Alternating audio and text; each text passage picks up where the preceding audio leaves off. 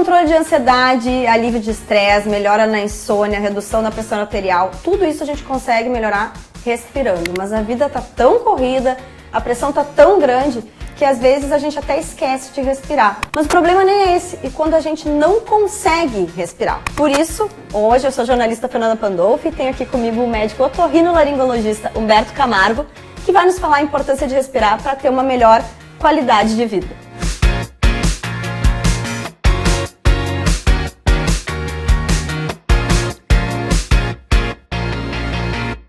Doutor Humberto Camargo, então, vamos aí falar sobre um mito, né? De que a rinoplastia é exclusivamente estética. E a gente hoje aqui, a gente quer falar sobre respirar melhor e como isso importa para a qualidade de vida. Então conta um pouquinho pra gente sobre esse mito. Na verdade, toda rinoplastia é funcional. Antes de pensar em mudar somente a estética, tem que manter a função do nariz. Nariz bonito é um nariz que funciona bem. Eu me repito nessa frase e falo sempre, respirar pelo nariz é vital. A gente respirar pela boca é uma doença, não é uma alternativa e muita gente respira mal, não sabe disso. Aliás, a maioria dos meus pacientes, eles procuram que eles já têm uma queixa estética, mas a principal queixa deles é funcional. Então eles aproveitam para fazer a mudança de forma do nariz. Mas essa mudança de forma ela tem que ser sempre estruturada, não de ficar ressecando o nariz e sempre mantendo a forma, mantendo a função. Então não existe rinoplastia somente estética. Se te falarem, eu só faço rinoplastia estética, não. Liga o radarzinho. Liga o radarzinho, tem que pensar sempre que a rinoplastia, ela tem que ser sempre funcional. Você tem que deixar teu paciente respirando bem. Não, e tem um fator que até a gente estava conversando um pouquinho aqui antes, que é as pessoas às vezes não se dão conta de que elas não estão respirando bem, né? Isso acontece com frequência. Acontece com muita frequência. Existem diferenças de obstrução nasal entre adultos e crianças. Geralmente a criança, ela tem, quando tem obstrução nasal, ela tem o narizinho entupido o dia inteiro. O adulto, muitos adultos não sabem, eles conseguem ter uma certa respiração pelo nariz durante o dia, mas passam as noites seguidas respirando pela boca, que isso faz muito mal também. Eles não sabem que são respiradores bucais. E inclusive pais que são acostumados com as suas crianças respirando pela boquinha, acham que aquilo é normal da criança e não procuram atendimento. E isso vai causar várias sequelas no desenvolvimento, principalmente na face dessa criança. Então são crianças que têm o céu da boca elevado, as fossas nasais estreitas, tem aquela face de quem respira mal, altera o crescimento também, então tem uma implicação muito grande, bem grande. E como faz para observar isso? As crianças são mais fáceis, a gente consegue ver aquela respiração ruidosa, a gente consegue observar que eles estão com a boquinha aberta. O adulto ele começa a apresentar alguns sintomas, as noites não são tão reparadoras, o nariz volta e meia ele fecha ou acorda com o nariz entupido, fecha com mais frequência durante o dia também. Então as pessoas elas toleram até um determinado ponto. Depois o corpo começa a cobrar, porque respirar pela boca faz muito mal. Né? O nariz, ele condiciona o ar para que o pulmão possa captar adequadamente o oxigênio. E o bem-estar respiratório está na velocidade que esse ar chega até o pulmão. Então o nariz, ele consegue fazer isso aí. Né? Então as pessoas começam a ter uma tossezinha seca, uma sensação de corpo estranho na garganta, acordam com o nariz entupido, aumenta o ronco. Então tem uma série de sintomas. Muitos demoram muitos anos para observar. Se eu congestiono meu nariz, eu não consigo dormir. Sim. Porque eu sou acostumado a respirar pelo nariz. Agora, aquela pessoa que não é acostumada a respirar, ele não tem noção. Então, muitas vezes, vai com o tempo para descobrir. Sim. Né?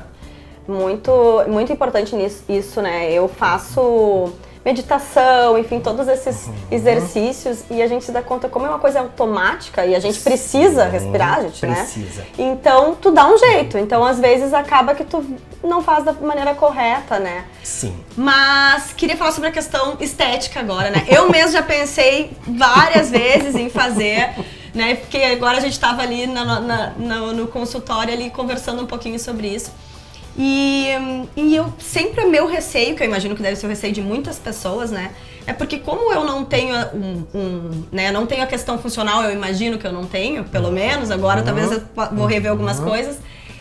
Eu penso na questão de mexer no rosto, né, que poderia descaracterizar. Isso realmente acontece com frequência? Como que pode amenizar isso, né? Cada nariz é único. Tu não pode querer fazer a mesma coisa e obter resultados diferentes.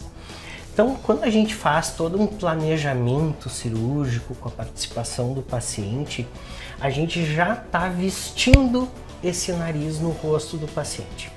O que a gente deve lembrar? O nariz, ele traz toda uma história familiar, ele traz características, ele impõe personalidade. A gente não pode tirar isso do paciente. Então, o nariz, ele tem que ter proporções. E tu tem que respeitar essas proporções. Se tu não respeita, pensa que a rinoplastia é apenas redução de tamanho, tu acaba tendo resultados negativos. Então, a rinoplastia, ela é um balanço do nariz no rosto. Ela não é simplesmente uma cirurgia de diminuição. Não, às vezes a gente tem que aumentar um ponto para perder em outro.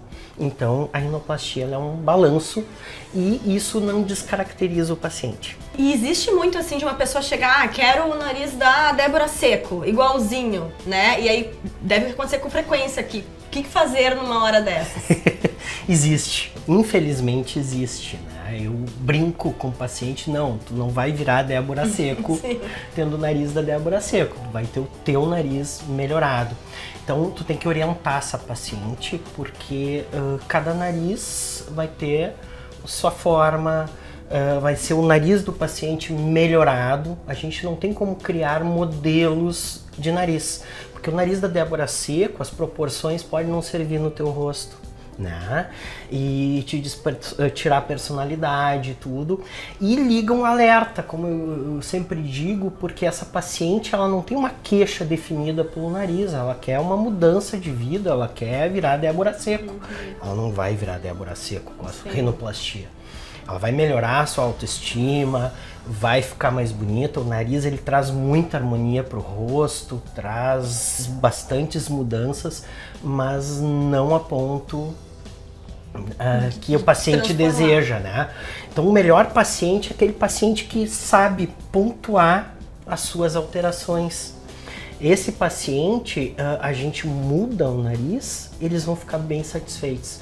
Agora, aquele que quer um nariz de outra pessoa, ela mal sabe o que ela quer mudar, o que ela não gosta, na verdade, ela quer um outro padrão, vai além. Vai além, não é uma questão só estética. Algumas até a gente pede aconselhamento psicológico para essas pacientes, até para se fazer entender que a cirurgia não tem esse poder. Sim. Né? Primeiro a gente tem que se aceitar, né? Depois vir para um procedimento. Exatamente. Assim. Bom, então eu queria que a gente falasse agora da técnica 3D de rinoplastia, né? Que tu vem desenvolvendo aí 10 anos já, né? Há 10 anos que a gente trabalha com... E ela é mais assertiva, né? Para esses padrões. A rinoplastia, eu acho que é importante a participação do paciente em saber o que vai mudar, como serão as mudanças. Eu sempre digo, não é uma promessa de resultado. O planejamento cirúrgico, ele faz com que o paciente entenda o que é possível mudar, o que essas mudanças vão acarretar, ele consegue visualizar o que eu estou verbalizando. Então nós começamos com a tecnologia 3D porque ela permite uma análise muito acurada do rosto do paciente. As medições, então a gente consegue explicar. Tu não fazer um planejamento antes, eu digo, é tu comprar um produto sem saber o que vai receber e só ver esse produto um ano depois. Então, com o planejamento cirúrgico, tu consegue visualizar e tu consegue participar. Não escolher o nariz, não. consegue participar de um planejamento para melhorar o seu nariz. Então nós começamos com o 3D, e o 3D eu comecei a observar que era muito mais acurado. E por que se eu produzo uma malha tridimensional, eu não posso imprimir em 3D aquilo que eu queria? Então, em vez de levar fotografias ou imagens para o bloco cirúrgico, eu levava o rosto do paciente com as mudanças desejadas. Então, eu ia medindo. E foi evoluindo ao ponto da gente hoje ter guias cirúrgicas. O que são essas guias? A forma do novo nariz do paciente. Eu vou medindo tudo que eu planejei com o paciente. Eu vou, durante a cirurgia, eu vou baixar, eu vou aumentar o dorso tanto, eu vou projetar, vou rotar a ponta tanto. Isso eu consigo, com a guia, ter mais acurácia nisso aí. Me diminuiu muito o tempo cirúrgico. Porque quando a gente vai sem guia, sem planejamento, sem estudar bem o caso, a gente fica, será que eu vou rotar mais essa ponta? Será que está bom assim? Será que não está bom? O paciente está deitado, está relaxado, com anestesia, muda o rosto. Então isso me garante um resultado muito, muito, muito mais próximo daquilo que a gente combinou. É claro que existe vários processos no pós-operatório de cicatrização, os enxertos podem ser absorvidos, então não é, olha, o teu nariz vai ficar assim, a gente deixa daquela forma e se tudo correr bem, ele fica. A gente tem obtido resultados muito, muito, eu digo que é o match perfeito. A gente tem conseguido a forma do nariz, o perfil, atingir aquilo que a gente combinou com o paciente. Ótimo, eu acho que a questão da assertividade é algo também que tem que ser conversado antes, né? Porque eu acho que às vezes falta isso de dizer, olha, a gente combinou isso, a gente vai chegar muito próximo, mas às vezes pode ter coisas, né, do ambiente, do momento. Da cicatrização. Né? A sinceridade eu acho que é primordial, né? Quando, em qualquer processo operatório. Com né? certeza. E a rinoplastia, ela não é uma cirurgia simples. Ela é considerada uma das estéticas e funcionais, uma das cirurgias mais complexas. Tanto que a formação do rinoplasta ela é diferente. A gente dedica muitos e muitos anos e hoje, só para a gente entender, hoje e sempre, existem congressos de vários dias que se fala somente em nariz, devido à complexidade do assunto. Sim. Técnicas cirúrgicas, evitando complicações que infelizmente a gente está vendo bastante, né, por não médicos mexendo no nariz, por pessoas com formação ruim mexendo no nariz. Os meus alunos, os meus residentes, além da residência, os que querem se dedicar a isso, fazem 1, 2 anos de fellow só em nariz. Sim. Então é uma cirurgia complexa, né? E a gente consegue, com as guias, diminuir um pouco dessa complexidade. A gente consegue ter os resultados. Mas eu sempre falo para o paciente, não é cortar o cabelo. É uma cirurgia, o nariz tu vai acordar, vai pro espelho, tu vai ver o teu nariz todos os dias, tu vai te ver, tu vai mudar.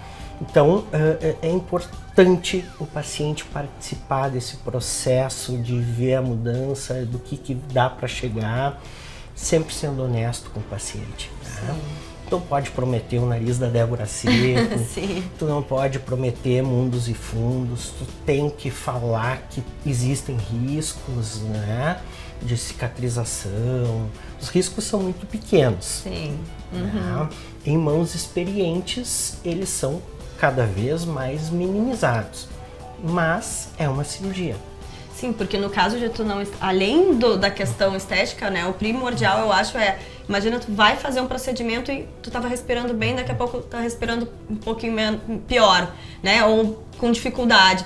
E aí sim, né, a gente tá falando também de uma questão de saúde importantíssima, né. Isso que tu falaste, infelizmente ainda existe pacientes que fizeram a cirurgia e tiveram sua respiração piorada. Porque desvios de septo não tratados, não corrigidos, que até incomodavam antes, podem passar a incomodar. As válvulas nasais, o nosso nariz, ele cria resistência ao ar também pode começar a incomodar.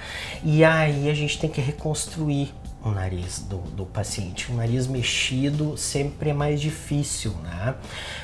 Mas graças a Deus as técnicas mudaram muito. Hoje a gente não tira material do nariz, a gente reposiciona.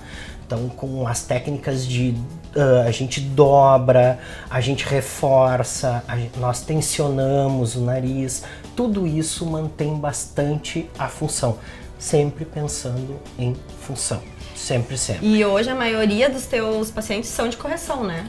São de correção. Então já ficou alerta, pessoal, olha aí. Ó. Eu acho que pelo fato de eu ser otorrinolaringologista, eu acho que sempre tem atenção seletiva, né? Eu começo a ir a fundo com aquele paciente, mas a gente descobre que ele respira mal.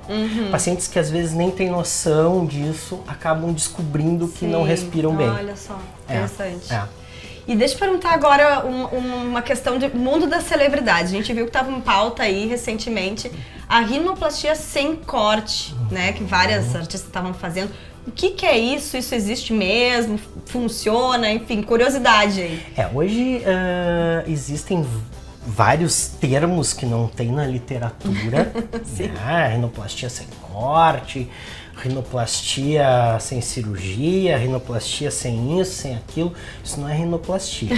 Para começar. Para começar, não é rinoplastia, tá? É que rinoplastia é um procedimento para médicos.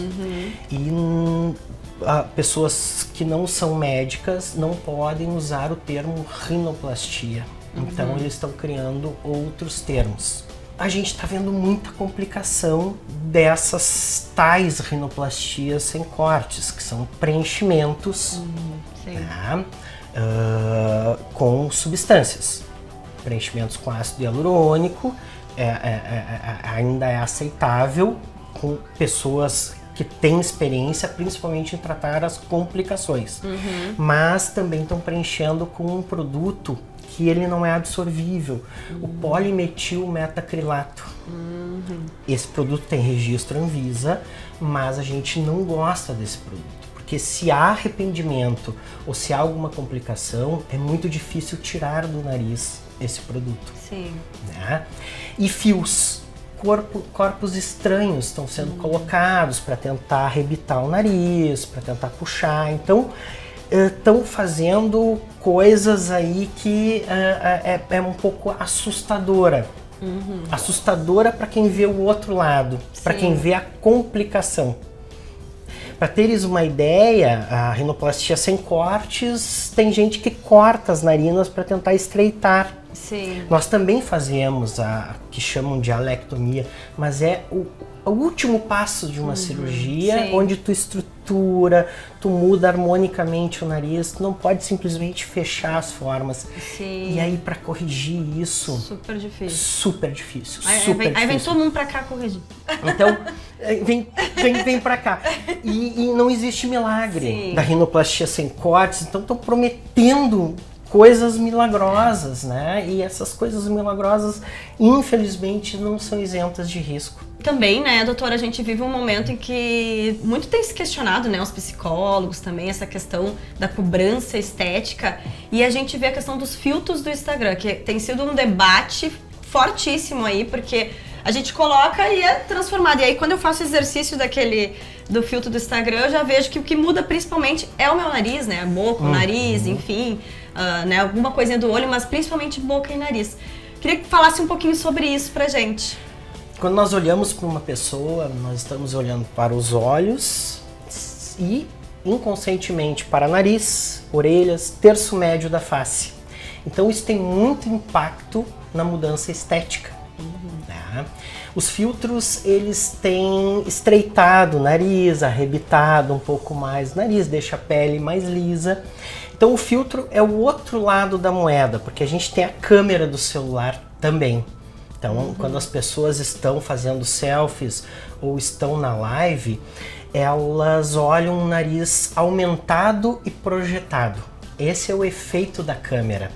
pra gente ter uma foto, e as fotos que nós fazemos são com lentes adequadas para representar a verdade, a gente tem que muitas vezes mostrar para o paciente, porque o paciente, o outro lado da moeda do filtro, é se achar com um nariz muito grande e se achar com um nariz muito largo, pela câmera do celular.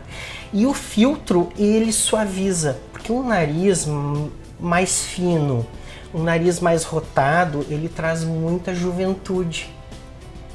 Ele acaba te rejuvenescendo, né? A gente fica, parece mais jovem com os filtros, porque a gente tem mais volume nessa região e o nariz geralmente ele é mais delicado, porque a gente tem mudanças com o tempo. Nosso nariz ele não cresce. Pois ele tem essa história, né? Que tem dizem que o nariz e as orelhas sempre continuam crescendo. Não, o nariz não cresce, ele cai. O nosso rosto muda, então ele vai perdendo sustentação, a ponta vai caindo e com isso vai representando que o calombinho está maior, porque a ponta está mais baixa, e ele também parece crescer porque ele mergulha, né? Ele perde aquela rotação e projeção. E o filtro muitas vezes corrige. Ah, entendi. Então o pessoal tá usando o filtro adoidado e não é raro querer o nariz do filtro. Pois então, agora não é mais a foto da revista, é o filtro. É o filtro projetado. Porque é melhor até.